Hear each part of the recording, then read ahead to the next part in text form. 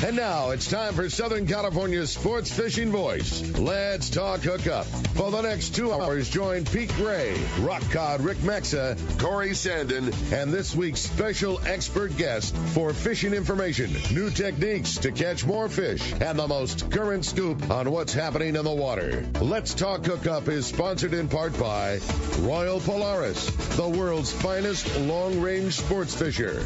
By Ford, the official truck of Let's Talk Hookup, and Shimano Rods and Reels. Fish with the best. Shimano. Get ready for the fastest 2 hours on radio with the hosts of Let's Talk Hookup, Pete Gray, Rock Cod Rick Maxa, and Corey Sandin. Good morning, anglers, and welcome to Let's Talk Hookup. I'm Pete Gray with Rock Cod Rick Maxa. We're in the world headquarters of Let's Talk Hookup here right next to the San Diego landings in Point Loma, and we have a great guest for you today. Mr. Todd Schwede is here, marine surveyor, marine investigator, and author of a great book, Rockin' the Boat. So we're going to be talking a lot about that and more. You stay tuned. This is Southern California's sport fishing voice. It's Let's Talk Hookup on the Let's Talk Hookup app, Sports Grid Radio Network, YouTube, and Facebook Live. Hey, San Diego, we want you to start every day with the charge you need. So your San Diego County Ford dealers are giving you this home charger and covering the cost of standard installation. 24/7 live support, the Ford Power Promise. With a brand new 2024 Mustang Mach-E or a 2024 F-150 Lightning, you can have electric vehicle confidence from day one. Only at your San Diego County Ford dealers, they'll be glad to hook you up. Been thinking of purchasing a new outboard? Don't delay and purchase a brand new Yamaha outboard and a great deal during Yamaha's Why Wait for Spring sales event. From now until December 6, 2024, eligible new 25 to 2.5 horsepower outboards come with up to $500 in dealer credit. New Yamaha 450 to 425 horsepower outboards include 7 years of coverage protection, and new 350 to 30 horsepower outboards come with 6 years of coverage protection. No need to delay during Yamaha's Why Wait for Spring sales event. Visit your local Yamaha dealer today. Yamaha, reliability starts here. Offer is December 6, 2024. Subject to change. Other restrictions and conditions apply. Sport models excluded. New 2.5 to 25 horsepower four-stroke outboards is dealer credit up to $500 based on horsepower. Ford's MSRP value of goods and/or services purchased at the authorized participating dealer that sold the outboard at no extra cost to consumer. New 425 to 450 horsepower is the 24-month Yamaha extended added 60-month factory limited warranty. New 30 to 350 horsepower is the 36-month Yamaha extended service added to 36-month factory limited warranty. See authorized participating Yamaha outboard dealer for detail. Cannot be used with any other Yamaha. Many years ago, Baja pioneer Bob Van Wormer found the area he called the Great Fish Trap in the East Cape of southern Baja and built what is now regarded as the premier East Cape resorts of Palmas de Cortez and Playa del Sol. Today, following in their father's footsteps, Bob's sons, Bobby, Chucky, and Eddie, have taken Palmas de Cortez and Playa del Sol to new levels with the largest sport fishing fleet in Mexico, a luxurious spa, and top-of-the-line resort amenities. Van Wormer Resorts have become a destination for travelers worldwide. But for us, Palmas de Cortez and Playa del Sol are just a short 2-hour flight away. No other tropical fishing destination offers the experience and value that you'll find at Palmas de Cortez and Playa del Sol. Now you can plan your Baja fishing vacation quick and easy by visiting VanWormerResorts.com. And when you're ready to book, it's quick and easy. Or simply call 877-777-TUNA for more information. Van Wormer Resorts, the East Cape's finest. Welcome back to Let's Talk Hookup. What a fun show today is going to be with Todd. Yeah. Kind of an interesting take. A different twist. Yeah, totally. I'm pumped, and I can only imagine a lifetime of marine surveyor and investigator, all of the goods, the bads, the uglies, the fun. I'm really looking forward to it. I think today's going to be a lot of fun. He's like the Columbo of marine, the marine world, right? Good morning, Todd. Good morning. How are you? And of course, you're welcome we'd love to have you. So this is the book you can see on YouTube and Facebook Live. Here, let me switch the cameras here. That would help, right? You can actually see it. You could see actually on the outdoor camera. There's not a lot of action at the San Diego landings these days. I was joking with Pete during the break. You always talk about where the world headquarters is at the busy landings in Point Loma. It's not a busy day. Not a busy day. Nice, yeah, you saw by the mellow, cameras there. Yeah, it's a beautiful day. Angler left yesterday. We had a big long range day the day previous to that. Four boats going, lots of long range trips. Very good fishing on the long range front this year. Yeah. Both both a mix of that big tuna that's biting on the lower banks and also that really good yellowfin tuna that we had all year that's kind of slid down a little further, and still some wahoo. So some very good long-range fishing going on, but yeah, a little bit starting to get a little bit quiet on the local front. Yeah, no, but as you saw from that, but there's high action in the studio here. Big time. Studio camera. Todd, welcome, and tell us about your book. What caused you to write this book, Rockin' the Boat: Adventures of a Marine Investigator? Well, I've been at this a long time. Yeah. And coming from a background of boat building, I wound up in a spot where I had to get out of the boat yard business because of the toxic chemicals that affected me. And somebody suggested that with my background, I'd probably make a pretty good marine surveyor. So I went around and knocked on all the doors, and everybody said, no. We don't need anybody right now. Including Ken Frankie's dad. Including Ken Frankie's really? dad. Yeah. Oh, that's funny. Yeah. And but I wound up with a fellow named Tony Tillett, who is the Lloyd's of London agent down at the 10th Avenue Terminal. And Tony was this British guy, and he was quite a character. And he said, well, matey, I suppose I can take you in here, and I'll teach you big ships. And I said, well, I'll develop a yacht business and small sport fishing boat business for you, because that's my background. And that turned into an 8-year stint with Captain Tillett. Cool. And then I opened my own business in 1992 and decided to focus primarily on insurance claims work. Interesting. Accident and damage investigations, sinkings, fires, collisions, explosions. So not so much marine survey, but more investigation for insurance purposes. Yeah, well, it evolved into the investigation part of it. You have to get grounded as a surveyor. You have to do the condition valuation work to understand what it is that you're looking at. And over time, I got to a spot where I said, I'm going to all these seminars and getting educated and getting all this training and all these other disciplines. We're going to focus on insurance claims work. So that's the direction that the company went, and it kind of mushroomed out into stolen boat investigations, and then I discovered infrared thermography and started doing infrared thermography on composite boats. What is infrared thermography? Right. Well, you guys are familiar with FLIR cameras. Sure. So I could tell you long stories about how I got into it, but suffice it to say that when... Well, read the book, you can find out. Yeah, there's a couple of good stories in there about infrared, but what I discovered was that instead of taking a hammer and tapping on the laminate, like you see surveyors and boatyards do all the time, that you could use an infrared camera and look right through the laminate, right through the composite. Mm-hmm. And what made it different was that when the equipment got cheap enough so that it was handheld, I was one of the first adopters of that, an old Raytheon IR camera that was colorized. Infrared is black and white typically, but Raytheon colorized it. So all of a sudden you could visually see what the delaminations were and what the water intrusion was and what have you. So I started going around the country to surveyor conferences and marine investigator conferences and touting the wonders of infrared thermography, inadvertently teaching all of my competitors. So, like, wait a minute. So as the technology developed and the cameras got cheaper, I kept upgrading to a better quality camera to stay in front of the curve.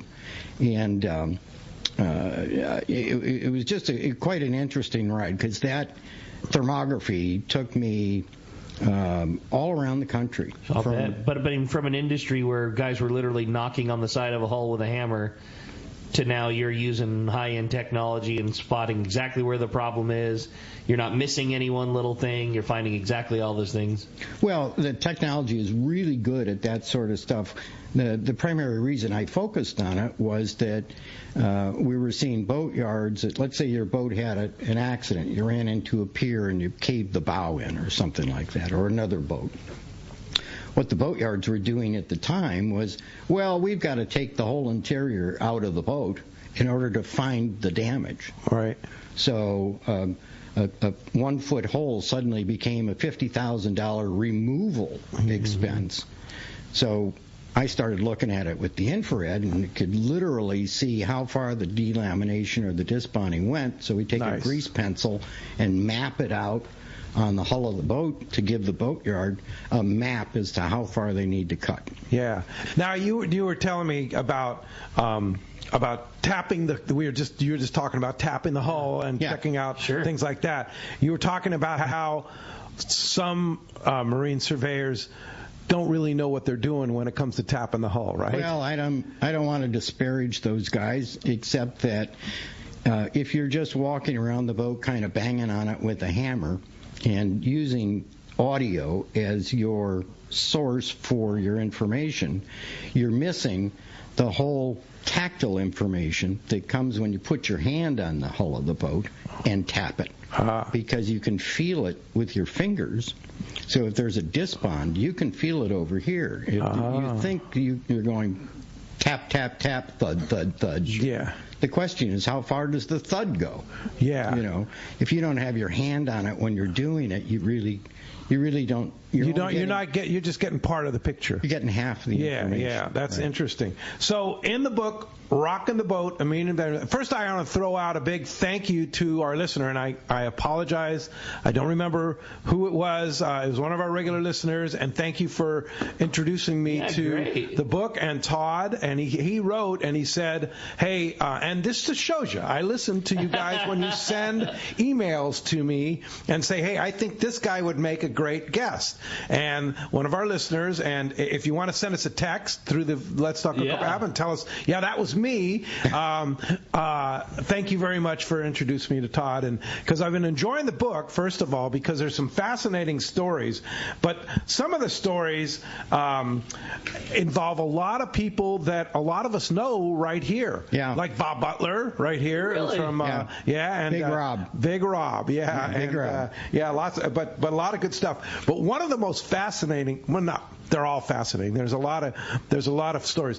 One of the ones that was just like, oh my God, did you really do this? Was when you went to Puerto Vallarta and to the El Cid, and you had a little confrontation maybe with some connected people down there, right? Yeah, I've had a lot of adventures like that. Yeah, in Mexico. And that's the unbelievable thing to me is that you take on these duties down in Mexico, and it's like, are you out of your mind? Well, in hindsight, as I was putting the book together and recalling these stories, I can't believe I actually did that. Yeah. So the one at El Cid in Mazatlan, you were running down a supposedly stolen boat. Yeah, so tell us about that. Puerto Vallarta. Yeah, Puerto Vallarta, excuse me. And it's a great story. It's much more involved than what I put in the book. Yeah. But in a nutshell, a guy reported his boat stolen down in Puerto Vallarta. You remember what kind of boat it was?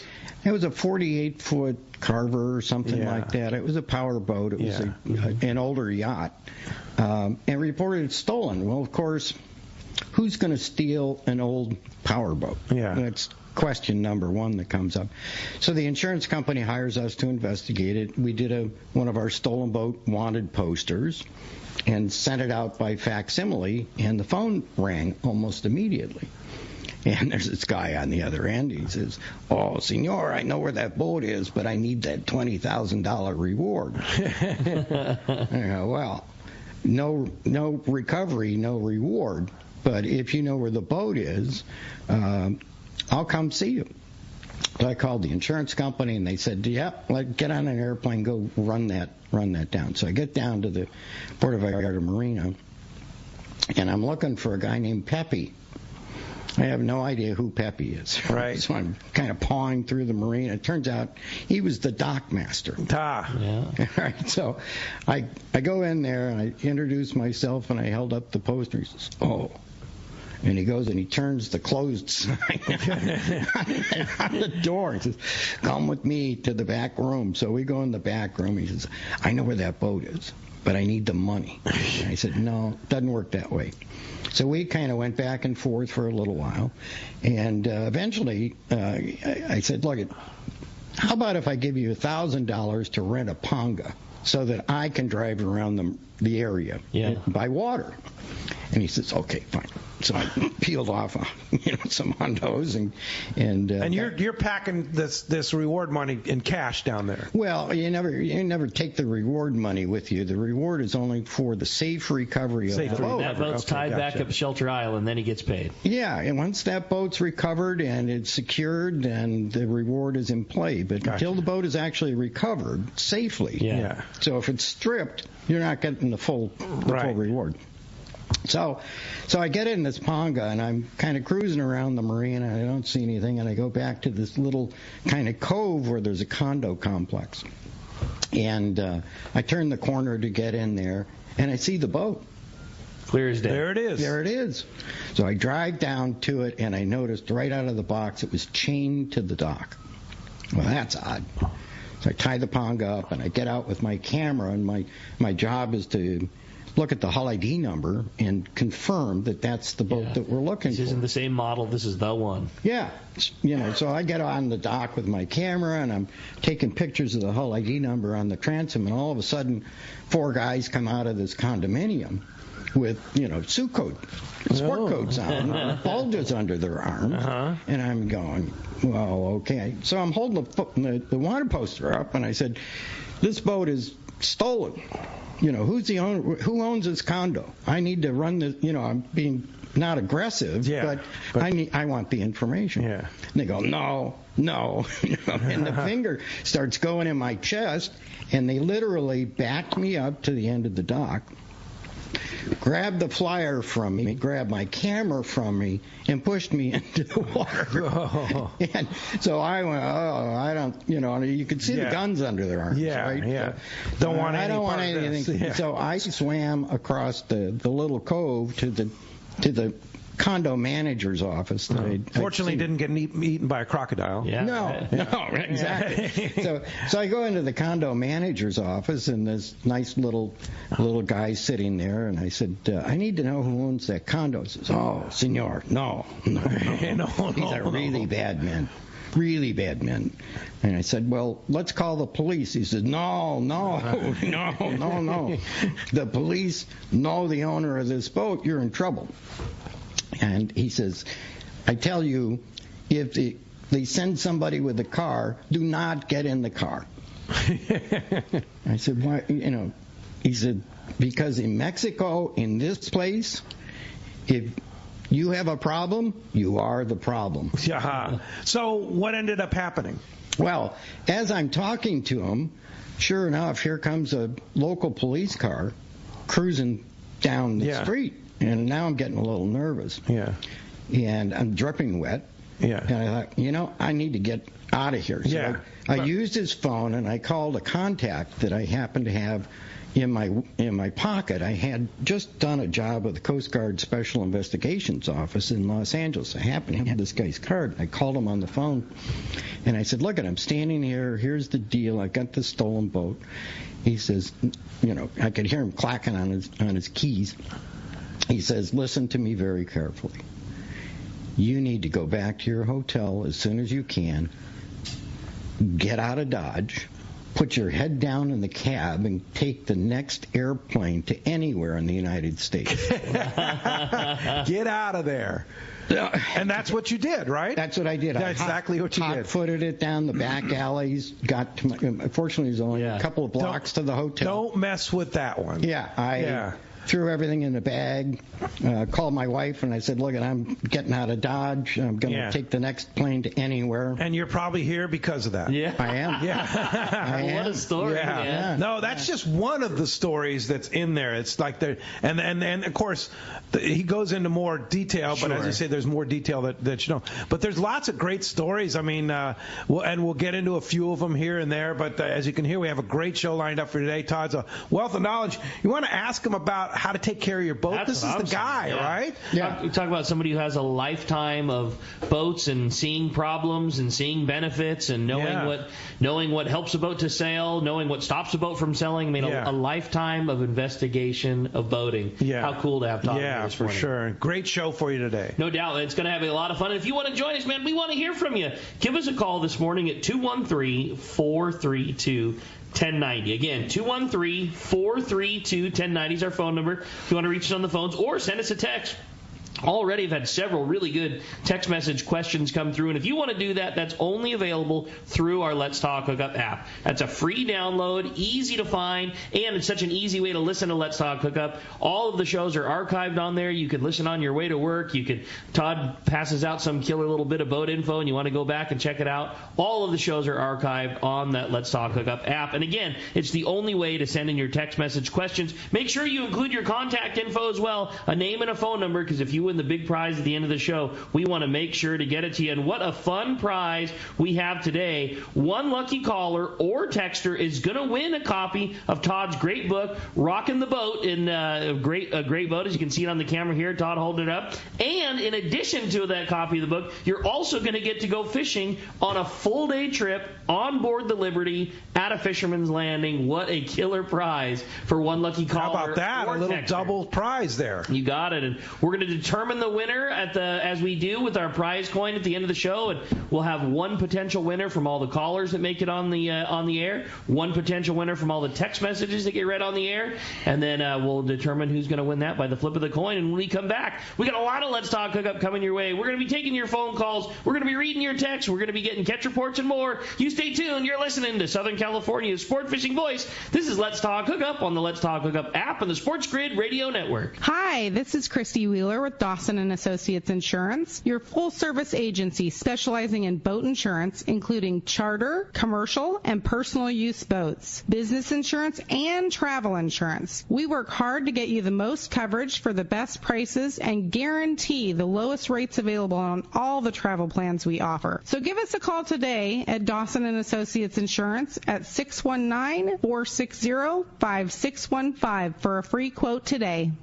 It's time for the Power Pro 30-second seminar. I like catching big fish, and I like smaller reels, too. How do I make sure that I have the capacity to land the big one? I fill my reels with Power Pro Max Quattro. It's 25% thinner than standard Power Pro, so you get more line on that small reel. Power Pro has a complete series of highly effective lines, including the brand new Power Pro Depth Hunter Offshore, with different colors every 100 feet. Perfect for flatfall fishing. Want to learn more? Check PowerPro.com. For quality, the Islander out of Fisherman's Landing is a favorite among anglers. But Islander Charters is much more than great fishing. The quality of the captains and crew, as well as the great meals and service, speak for themselves. Comfortable staterooms, a super clean and well taken care of boat are just a few of the reasons the Islander is so popular.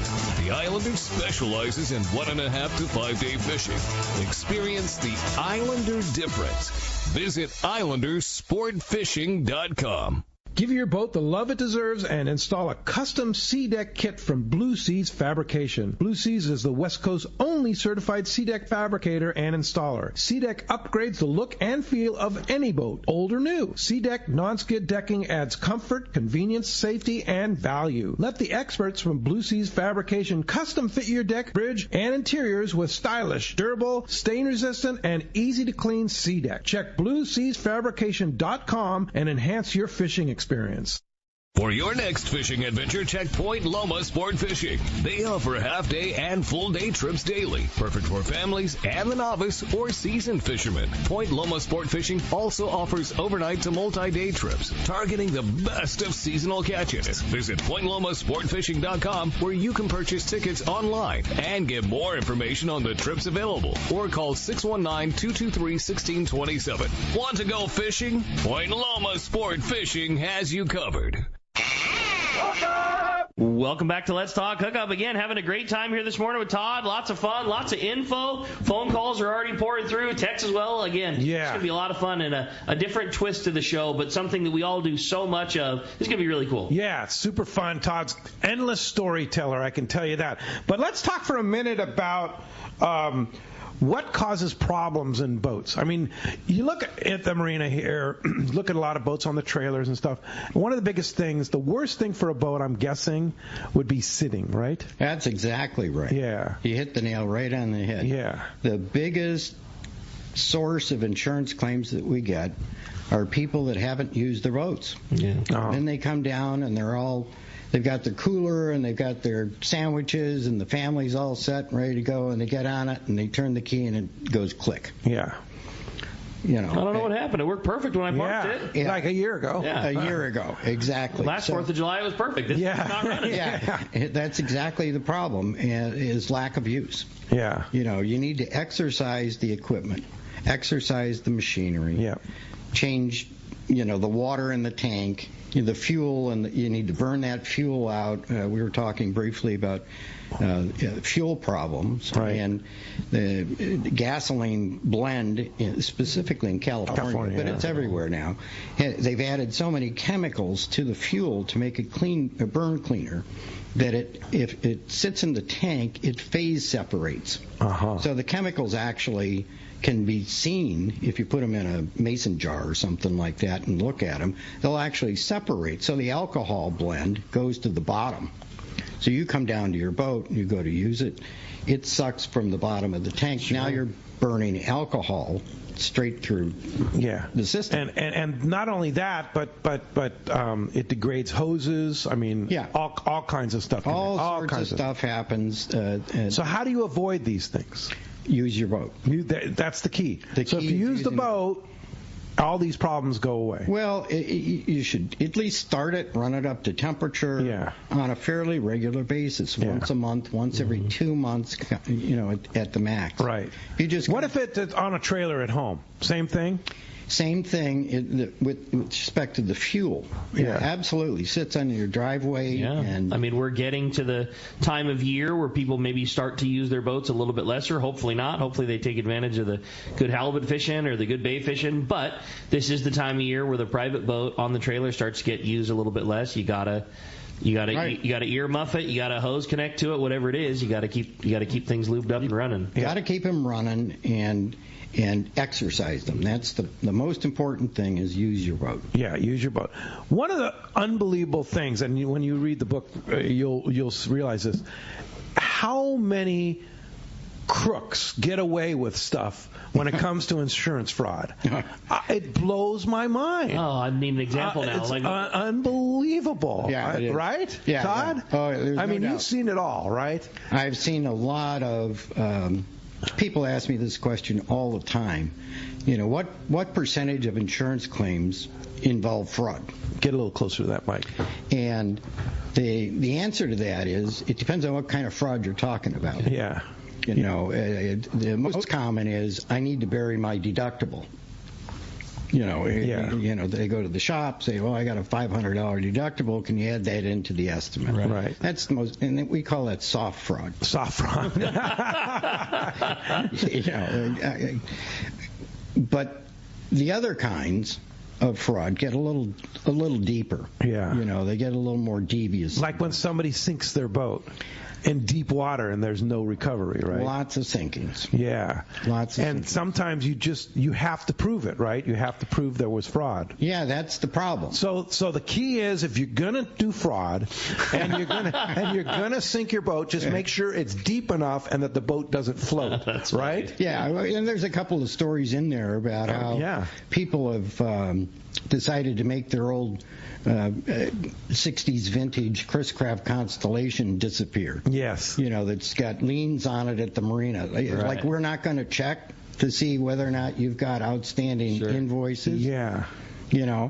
And you just start out sinking it in 1,200 feet of water, but they don't consider the tidal swing, the wind and the wave set. Right. The drift. That it might be a wooden boat and float. Yeah, you got a cork. Yeah. So you have to be pretty efficient about it. So, we've had a couple of them where they started in 1,200 feet of water and they wound up in 450 feet of water. Yeah, and that's easy recovery. Well, not easy recovery, but it's certainly investigatable. Yeah, and what's unbelievable to me, too, in reading the stories, is to what lengths the insurance companies will go to prove that this fraud. Wow. Yeah, I mean, spending hundreds of thousands of dollars to do this recovery, right? Wow. Well, they'll spend that kind of money if they feel that there is a breach of the policy.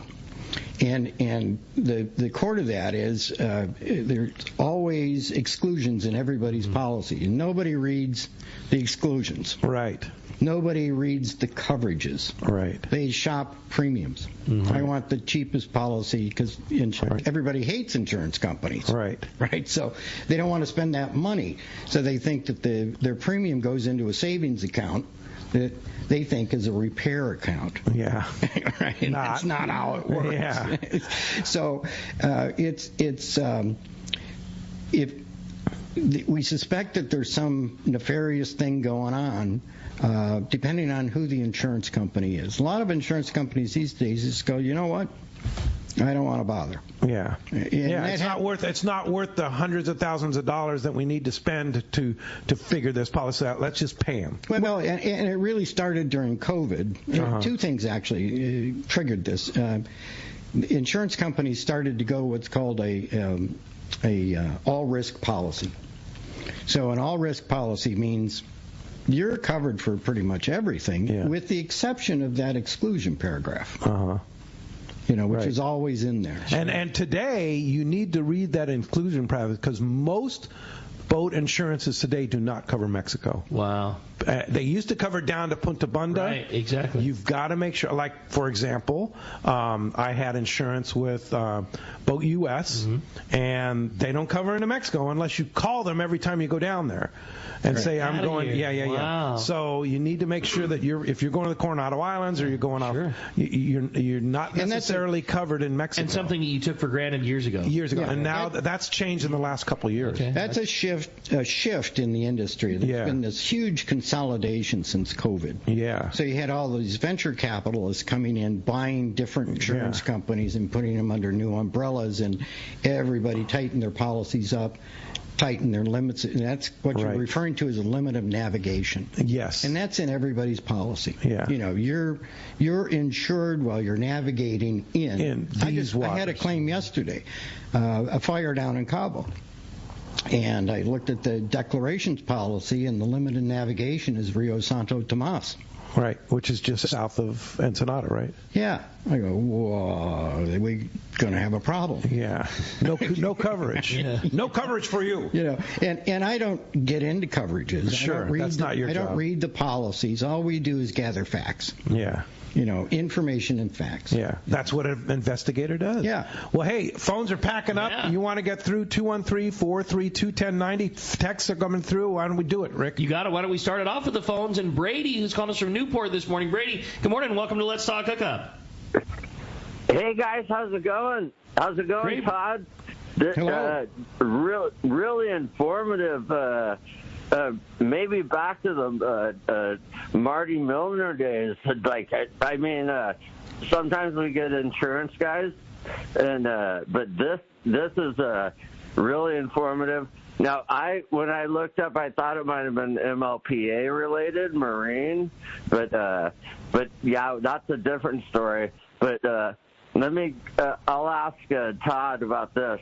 In 1963, my dad's buddy and his son built a concrete hull sailboat for troll fishing. Would you have tapped on that hole and said it was okay? Because they sank that sucker. They sank that sucker out past 8 Mile in Santa Barbara Harbor, and they didn't return. They were arky-toothies, but action. But what do you think about a concrete hull?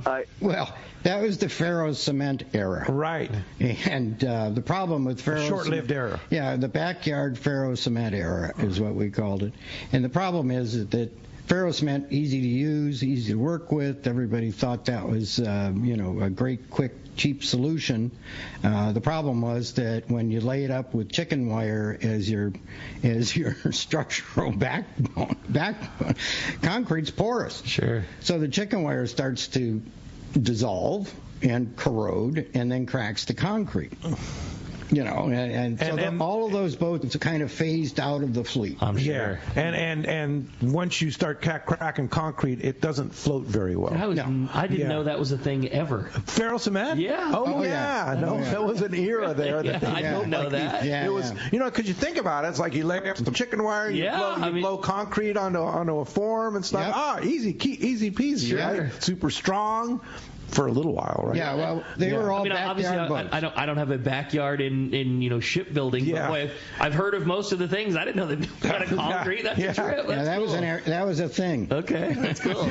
Not too much anymore. From my perspective, I'm glad most of those boats have aged out. Yeah, because they're always a headache if they sink, and they're pretty much not insurable anymore. Yeah, I mean, I'm not in the underwriting business, but I kind of doubt that anybody's insuring. They sink. That's a pollution problem. Yeah. That's a salvage problem. Sure. That's a very expensive, costly problem. Yeah. I have a great text here from Matt, and he says, "Morning, guys. Great show. Question for Todd. Besides getting a boat surveyed for sale, would you survey to check conditions of a boat done on a regular basis?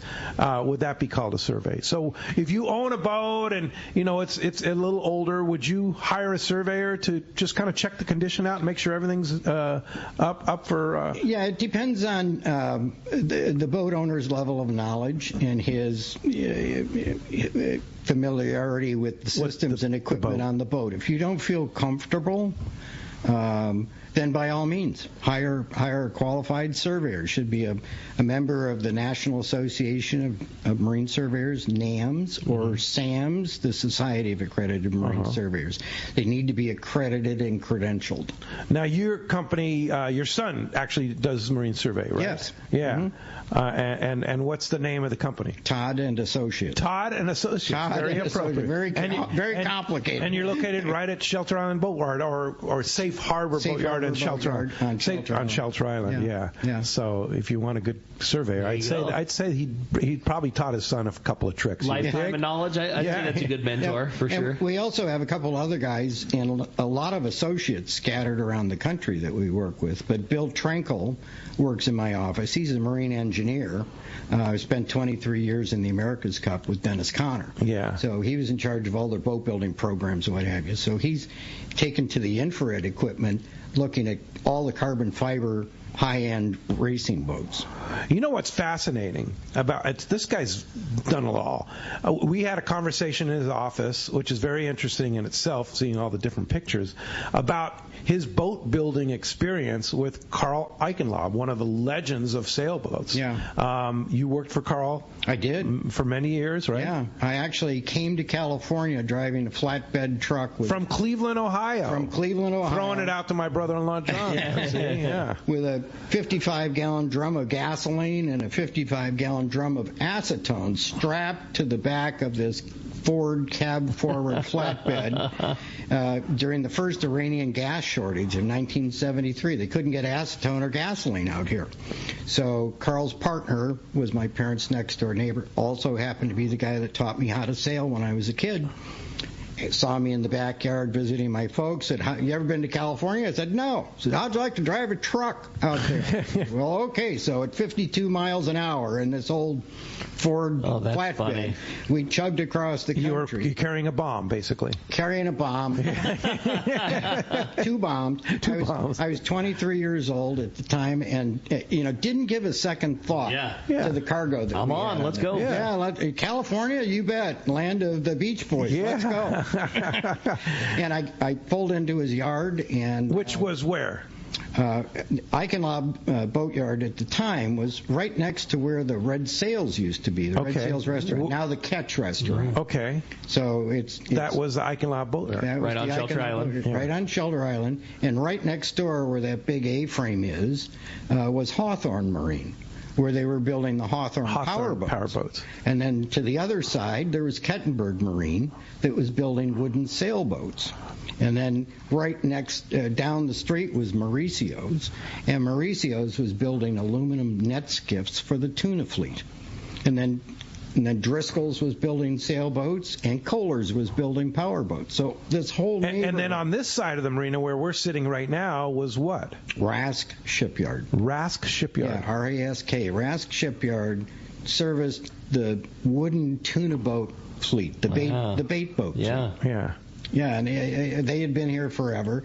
When I first came... This is like in the 70s you're talking about. Yeah, early 70s. Yeah. When I first came to town during that period of time, at Christmas time, you could drive down the Embarcadero, and the tuna fleet would come in and was literally stacked 6 deep, rafted up for the holidays. And, of course, when they started counting porpoises and the porpoise kills, it killed the tuna fleet. Right. They all offshore registered, and everybody moved out of town. Killed the tuna packing industry. Killed the whole all industry. That. Yeah. Yeah, it was the largest tuna fleet in the world was located here in San Diego. Yeah. And who know that the boats were all built right here. Yeah. Right? Yeah. Right where we're sitting right now in the world headquarters. Well, some of them were built Some here. of them, yeah. Pretty amazing. Cool. You have a great text, I thought so, yeah. It says, my boat's 21 years old. I have an aluminum gas tanks, which are buried below deck. How would you determine if and when they needed to be replaced without ripping up the deck? That's from Rob in Seal Beach. Okay, Rob, so the deal is that a lot of small boats have fuel tanks that are placed in the bilge without access. And the problem is if you have any water in your bilge, salt water in particular, in your bilge, you have about an 80 to 90% chance that you're going to have a corrosion problem with that fuel tank. I had to replace the fuel tank in my Bayliner 28. I had a 28-foot trophy. And one day I'm out fishing and smelled gas. And what the heck is going on? Open the compartment, look down, and here I've got 10 gallons of gas in my bilge. Ooh. And that's because a lot of builders put these aluminum fuel tanks in the bilge. If they get wet with salt water, it's going to happen. You have a problem. So you have to periodically try to get in there. And I, would suggest that you flush your bilge with salt away every now and then, maybe once or twice. If you've got a lot of water in there, get some salt away and mix it up and just flood the bilge with the salt away and get rid of the salt. The salt water that's in there. If you can. Yeah, that's a good tip. Yeah, very good tip. Yeah, for sure. Would you say that that's kind of the Achilles heels, the Achilles of some of the older boats? If a guy was wanting to do a survey and a situation like Rob was in, is that one of the main things that can and does go bad if you're purchasing a used boat? No doubt. Corroded aluminum fuel tanks is also one of the big problems. So as the fleet ages out, those aluminum fuel tanks get subjected to more and more salt water. And then also maybe another question, and I know your job is to find the issues, not to fix them, but is that an issue that is, okay, we should walk away from this project, or is it it's going to cost us a couple $1,000, but it's very fixable and it's not the end of the world? Yeah, a lot of people panic when they have a corroded fuel tank, and rightly so, because they've now got a bomb in the bilge. But you can neutralize that. You get some CO2 and flood the bilge and put some inert gas in there and get rid of the explosion problem, and then discharge the fuel. Take the deck off. Usually there's screw-on hatches over it. Sometimes it gets complicated because you got a center console sitting on top of your hatch. It's not a small project. Not a small project, but it's worth doing if you like your boat. And if it's a reliable boat, with the exception of that, it's probably worth doing. There you go. Let's jump into the phones. You got it. How about this time? We talked to Peggy calling us from San Clemente this morning. Good morning. Welcome to Let's Talk Hookup. Good morning. Thanks for having us on. Hey, Paige. Hi, Paige. Hey, good morning. Oh. Did you have a question this morning? Sorry, can you hear me now? Yeah. Oh, yeah. Hear you loud and clear. My dad's been... Okay, perfect. So my dad's been listening to your guys' show for as long as I can remember.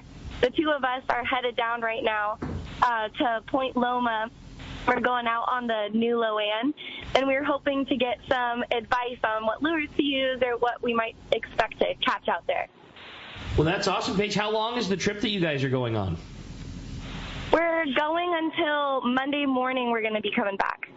Okay, so there has day and a half. Yeah, and one, as I'm sure you know, and it sounds like you and Dad have been doing this for a long time. But what a great boat, and those guys have been at the forefront. Adam is the killer. He really is. Yeah, right. And it'll be interesting to see what you do, because there are a couple of things at play. There is still good bluefin fishing to be had, although not as consistent as it was. There has been some very good scores as of late out to the west, and that fish has mostly been caught on fly line, kind of typical bluefin, lighter line, smaller hooks, kind of stealth fishing, a lot of 25 through 40 pound line size, and a small, like a Gamakatsu number 2 or even a number 4 hook, and a lot of that bluefin has been in the school size range, 20 to 40 pounds.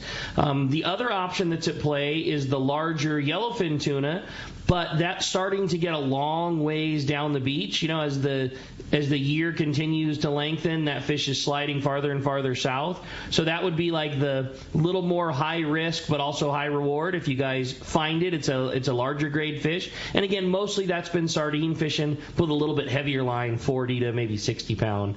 But it sounds like with a day and a half, that's a little out of range now. So most likely you're headed out to Cortez or Tanner Bank and that area, the general zone. Yep. And catching bluefin. And then the benefit on a small hook. Exactly. And then the benefit of doing that is, you know, whether you guys get lucky and get fixed up with your bluefin early, or if you need to pivot because it's not been great fishing, then you're in really good position for that excellent rock cod fishing. You could maybe go into one of the islands and do some beach fishing. So, I mean, a great time and a great direction on a boat like the New Loan. I mean, Pete, you said it best. Adam Williams, those guys are absolute killers. So for sure. A great trip in front of you for sure, Paige. I wish you guys the best of luck, and maybe you could give us a call next weekend and let us know how it went for you. Yeah, thanks for the call. Appreciate the call, and good luck on the trip. Hey, when we come back, we got a lot more Let's Talk Hookup coming your way, including more of your phone calls, more great information with Todd. You stay tuned. It's Let's Talk Hookup on the Sports Grid Radio Network and that Let's Talk Hookup app. Wait, a 40-pound white sea bass off an inflatable Hobie kayak? Tell me about that. I'm Logan from Fastlane Kayaks on Mission Bay, and the whole story began when Ron Lane lent my parents some Hobie Mirage iTrex to put on their boat and take out to Catalina Island. That's when I borrowed the iTrek 11, threw it in my car, and drove down to Baja for a fishing and camping trip. Ended up landing a bucket list 40-pound white sea bass on the inflatable. Dang, that sounds even better than our Mammoth trip, when we packed up the kayaks in the car, snowboarded all morning, then drove down to the lakes, launched the iTrex, and fished for trout all afternoon. Honestly, the iTrek inflatables are the ultimate fishing platform. From trout in the Sierras, calicos at Catalina, and white sea bass in the Sea of Cortez, they can do it all. And we've documented all these trips, so check out Fastlane Kayaks on Instagram to see more. And if you think you want a kayak, but you're on the fence, come down to our shop. We're right on Mission Bay, and we would be happy to throw one in the water and let you give it a try. So call Fastlane Kayaks to schedule a demo today. Summit Gasoline at the San Diego Sports Arena is the place to fill up your car, truck, and boat with the lowest gas and diesel prices. Did you know Summit is also the place to get the lowest prices on gourmet ice and snacks for your trip? $3.99 for 25 pounds of ice, as many as you want. That's half the price of others. Plus, you get 100 pounds of ice free with a 30-gallon fill. Kirkland products at lower prices than the store that makes them. Plus dozens of great snacks for just 89 cents. They can now accommodate 24 cars and trucks to fuel at the same time. Plus 12 diesel pumps. Easy in and outs, too. Step into the Summit Bistro and enjoy what Martha and her crew have for you. Fresh-made burritos, sandwiches, and salad, along with beer, beverages, and, of course, always free ice. Summit Gasoline low prices, friendly staff, free ice, and easy in and out with your boat and trailer at the San Diego Sports Arena. All of us at the American Angler family want to express appreciation to our regular passengers that fish with us year after year, and to the new anglers that came out this last season. We realize how precious your vacation time is, and we are truly grateful that you have chosen to spend this time with us. It's important that your experience is memorable, from the moment you call the office to the time you step off the boat. Hi, I'm Lori. Call me at the office, 619-223-5414, or check us out at AmericanAnglerSportFishing.com. Come fishing with the American Angler family and make a memory.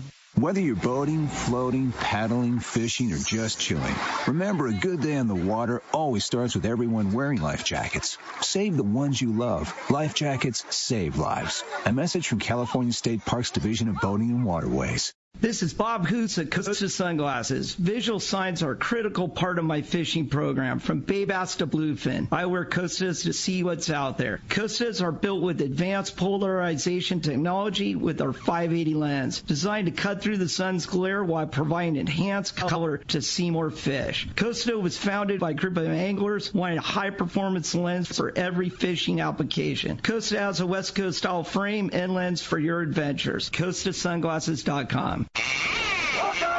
Welcome back to Let's Talk Hookup. We're having a great time here this morning talking all kinds of great fishing, great info. Again, it's been a busy morning on the phones and on the text. If you want to get through, talk to Todd, you've got questions. Again, give us a call at 213-432-1090. That's the phone number. Or keep those texts coming along on that Let's Talk Hookup app. Yeah, you can see that it's pretty quiet on the landings. I've got the outdoor camera on our YouTube and Facebook Live. I want to thank all the people for tuning in on YouTube, Facebook Live, of course, tuning in on 1090 AM, of course, too, and, of course, on the Sports Grid Radio Network and our Let's Talk Hookup app. So a lot of different places you can see Let's Talk Hookup. And you have a great text, huh? I thought so. It says, good morning, guys. What a fun show today. Todd, I have a question. Have you ever done any investigations on any sport boats or any popular boats that some of us might remember? That's from Jeff in Huntington Beach. Absolutely, Jeff. Thanks for that question. I've done a lot of investigation on various sport boats, depending on what the problems are. But there's one I referred to in the book, the Sundown.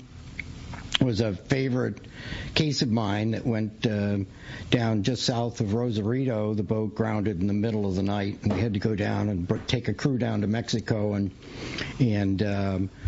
fight the surf and the salvers and the locals and try to figure out how to get this boat off the beach.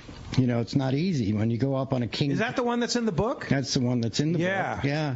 Fascinating story. When you go around. A lot of bribes, a lot of Really? Oh yeah, there's a lot of palm greasing that has to go on to get things done in certain areas. But that was a pretty interesting deal because we had to bring. I brought a crew down from Knight and Carver. And I called my friend Hugo Carver and said, I need some help. And I called Rob Butler from Vessel Assist at the time. And my friend Ted Griffith, who owned some tugboats at the time. Yeah. And Ted owns Pearson's Fuel, too. He owns Pearson's Fuel, good friend of mine. Yeah. We've had great adventures that are all in the book. And but the problem with that boat was, here it is, they go up on a king tide, high tide, go aground sideways in the surf. At low tide, we've still got 2 feet of water around the boat. Shoot.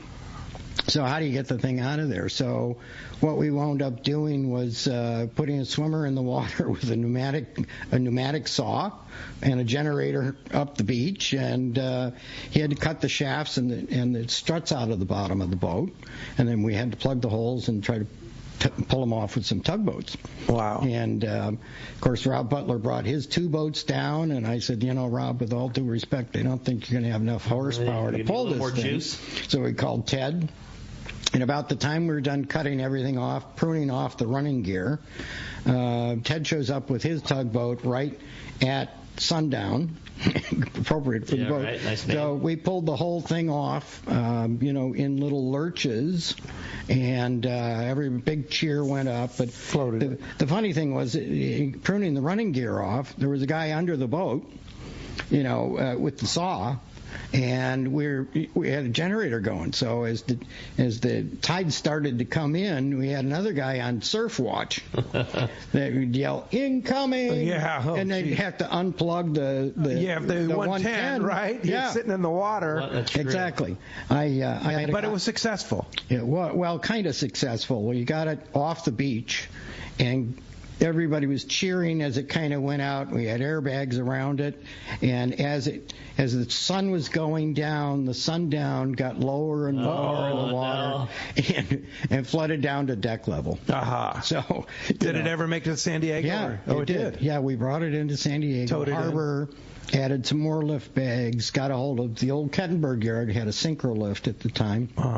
and put them on notice, towed it right into the sinker lift and lifted it out of the water. Get out of here. Yeah. What a story. Yeah. That's like some of the stories that are in the book, Rocking the Boat. You got to check it out. Scott Sherman's online. Good morning, Scott. Hey, Scott. Hey, good morning, guys. Good show. I love the topic, being in the business here.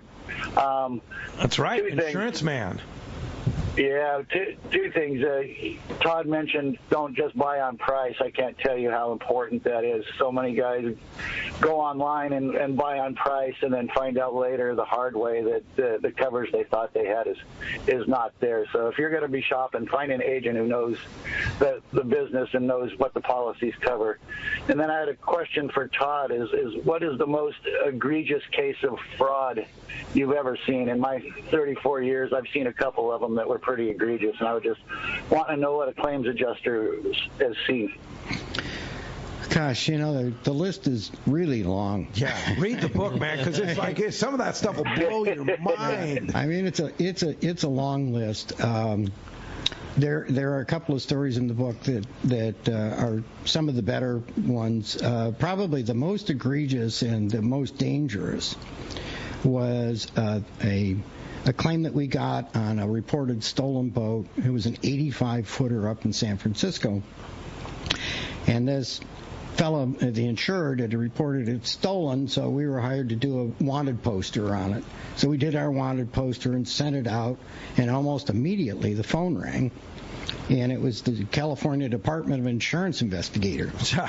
And he says, we need to meet in San Francisco tomorrow morning. So I called my principal at the insurance company, and I said, Dan, he says, I just got the same call. And he's on the East Coast. He's in New Jersey at the time. So he flew across the country. I flew up to San Francisco, and we went to this Holiday Inn to meet these insurance investigators. And the long and the short of the story is that the owner of the boat was the head of the Chinese triad in San Francisco. Oh, my. And they had gotten a tip from the captain of the boat who said that the owner wanted him to sink the boat so he could collect the insurance money. And he didn't want to lose his license. Yeah. Fortunately, he called somebody. They got the Department of Insurance hooked into it early on. So Dan and I wound up going to San Francisco to meet the owner of the boat at his compound. Uh-huh. And I knew I was in trouble. We rolled up to this 15-foot concrete thing with barbed wire around the top of it, and we walked. There are guards at the gate. Yeah. And, we had to get buzzed in, and we get into the building. And as we're walking down the hall to this fellow's office, I couldn't help but notice that hanging on the wall were pictures of him shaking hands with Ronald Reagan and with Jerry Brown and with all of these politicians. So now did he get the money? No. So what happened? Long story, but what happened was that Dan, who was the insurance adjuster, said, we're going to get him to sign a proof of loss, which is standard in the industry. Right. So we sat across the desk from this fellow, and Dan very calmly and quietly said, we need this proof of loss notarized. We need to go to maybe your bank and have it notarized. So we drove down the street to his bank, and Dan positioned the chair so it was right in front of the camera. Uh-huh. And got the guy to sign the proof of loss. Yeah. And we hot-footed it out of Dodge. Both of us were scared to death. Yeah. About 2 weeks later, we get a call from the Department of Insurance investigator, and he says, we got the arrest. And they went and they arrested 15 people and scooped up like 15 stolen cars with HIN switches and what have you. The boat, it turns out, because they were tipped off by the captain drove the boat out under the San Francisco Bridge at dusk so the owner can confirm that it was going out to be sunk. Yeah. After dark, the Coast Guard pulled alongside with two cutters, sandwiched it between the two cutters, and drove it up to Richmond and hauled it out of the water and put it in the shed. Put it in the building. No So he made the claim, and the boat was still floating. Exactly. They had seized the boat. Yeah. He perfected the claim. And how much was the claim for? Oh, it was close to $1 million. Wow. Yeah, wow. maybe over $1 million. It's a good story. Huh? Hey, Sherm, thanks a lot for the call. El Chingon is on the line. Good morning, El Chingon. Hey, how you doing, Pete? Yeah, of course, Jeff Conrad, a.k.a. Jeff Conrad, El Chingon, has a show here on 1090 a.m. every Monday through Friday. Tell us about it. Yeah, we're happy to be on 1090, and we're on Monday through Friday from 7 to 9 in the morning. Okay, and then we come back at noon till 7, so in the afternoon and the early evening. 7 to 9 in the morning, and then noon to noon to 7 o'clock, unless I fall asleep before then. Then I'm kind of, But you have a lot going on, and it's an oldies show, right? And it's great music, right? Yeah. But most of the music we play is from the 60s and the 70s. And what's interesting, Pete, is there's about 70 radio stations in Southern California between, Los Angeles and San Diego area. And nobody really plays this music. And so I've always loved the music. I grew up in the 60s. I was in high school and then went to college, University of Wisconsin, and I was a DJ back in Wisconsin. And so this is kind of my music. When I went to high school, that's the stuff I listened to. We play a lot of the Beatles, the Rolling Stones, Motown, the Temptations, and the list goes on and on and on. But it's great music, and people love it, and we're getting great response and getting a ton of publicity for 1090, which helps the station and helps your show and everybody. Absolutely. And of course, 1090 AM goes all over the place, all over Southern California, so you can hear it from in Baja to Morro Bay, all the way up and down the coast. Yeah. Now, the other interesting thing is you've brought back some of the old-time DJs from L.A. And Southern California rock, right? Yeah, nobody's really ever done this on radio. I mean, stations have played oldies before, but they've never, we have like the music legends of the music is like legendary, and the DJs are legendary. For example, and most of them are dead. I'm one of the few people on the station that is alive. Still is around, yeah. I'm still around, but I'm getting old, so who knows for how long, But anyway. But in the morning from 7 to 9, our morning show is Charlie Tuna. Charlie was a big DJ in L.A. and on KHJ for probably 20 years. Oh, yeah. And so he does the mornings. Then from noon to 2, we have a guy named M.G. Kelly, who is also a KHJ DJ. From 2 to 3, it's me, El Chingon. I get in there for 1 hour. From 3 to 5, it's the real Don Steele. Again, a guy who worked at KHJ, KRLA, one of the best, most famous DJs back of that era. So he's on from 3 to 5. And then after Real Don Steele, from 5 to 7, it's Wolfman Jack. And what's crazy, Pete, is back, I think 50 or 60 years ago, Wolfman Jack worked on 1090. He worked on the same station. Yeah, absolutely, So back in the day. It's like kind of bringing back the past. How are you bringing back these DJs that are dead? First of all, is it AI? Well, you got to start with a shovel. You got to go to the cemetery. No, I'm kidding. Actually, the way we do it is this. Most of those people have tons of shows that they've done on tape, okay? For example, Wolfman Jack has like 4,000 hours of tape shows from his career. So what we had to do is, and most of these shows have an estate. They have, usually it's family or something, who controls the things. So even though they're passed away, they still have an estate. They're still, promoting their shows. They're selling Wolfman Jack T-shirts, coffee cups, whatever. It's still a viable business, and it brings money in, usually for the family. So we had to go to the estates of Wolfman Jack, the estate of Real Don Steele, and talk to them. Usually it was their kids, and throw them our idea and see if they would come on board with it. And and we've gotten great response. They love it. Oh, it's fantastic. I listen on 1090. It's like blast from the past and great music too with these legendary. I'm sure you're old enough, Todd, to remember these guys, right? Oh, yeah, I remember Wolfman Jack. Oh, who doesn't? Sure. Yeah, legendary DJ. So once again, El Chingon, what time? 1090 a.m. OK is the place, Monday through Friday, and give us the rundown on the times and who's on it. Okay, well, again, our morning show 7 to 9, Charlie Tuna. Our midday show noon to 2 with M.G. Kelly. 2 to 5, it's our afternoon show with the real Don Steele, and from 5 to 7, it's the one and only Wolfman Jack. And I've got 2 other DJs I'm working on, but I want to keep their name a secret till I release it.